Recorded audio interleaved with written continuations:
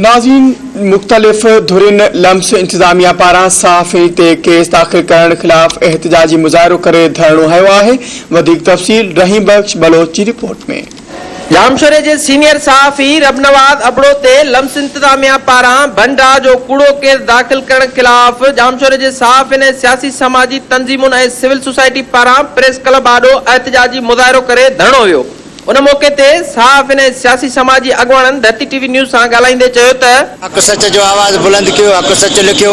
हाणे सहाफ़ी पंहिंजे जेको आहे तो हक़ सच लिखनि त उन ते कूड़ी एफ.आई.आर. दाख़िल कनि। हाणे अस्पताल में जेको आहे डॉक्टरनि जी गफ़लत न हली करे लाश निकिरनि, उन्हनि ते असां जेको आहे न लिखूं।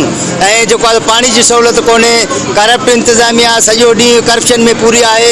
माण्हुनि खे मरीज़ जेके आहिनि उन्हनि खे हिकिड़ी दवा न पई ॾिनी वञे, गोरियूं न पई ॾिनी वञनि ऐं सही ट्रीटमेंट नथी कई वञे। जेकॾहिं को सहाफ़ी, जेकॾहिं को पंहिंजो कलमदान, जेकॾहिं पंहिंजे उन हक़ीक़त खे पंहिंजे अख़बार जे ज़रिए, मीडिया जे ज़रिए जेकॾहिं बयानु करे थो त उन मथां कूड़ा केस दाख़िल कया था वञनि। तमामु सियासी पार्टियूं ऐं सुञाण धुरियूं हिते मौजूदु आहिनि। जेकॾहिं रबनाज़ अबड़े तां इहा कूड़ी एफ.आई.आर. ख़तमु नथी कई वञे त असीं इन जो वॾो हिकिड़ो एहतजाज जो चिता ॾींदासीं। रबनवाज़ अबड़ो सीनियर सहाफ़ी बि आहे, शहरी एक्शन कमेटी जो चेयरमैन बि आहे ऐं उहो वक़्तनि ब वक़्तनि ही जेके असांजे इदारनि जे अंदरि करप्शन थिए थी, अस्पतालुनि जे अंदरि जेका करप्शन थिए थी उन ते आवाज़ उथारींदो रहियो आहे। सो असां सम्झूं था त हिकिड़ी गहरी साज़िश आहे, हक़ ऐं सच दॿाइण जी हिकिड़ी साज़िश आहे।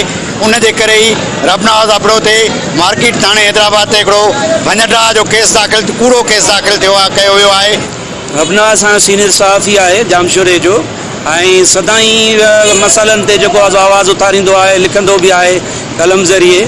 सतार जतो ई आहे करप्ट जेको आहे हैदराबाद लम्स, हुते जेको MS आहे, मुख़्तलिफ़ वक़्तनि खां वठी अहिड़ा काफ़ी कूड़ा केस पहिरीं बि दाख़िल कराया विया आहिनि ऐं कल्ह जेको आहे सो रबनवाज़ अबड़े सां कूड़ो केस दाख़िल करायो वियो आहे।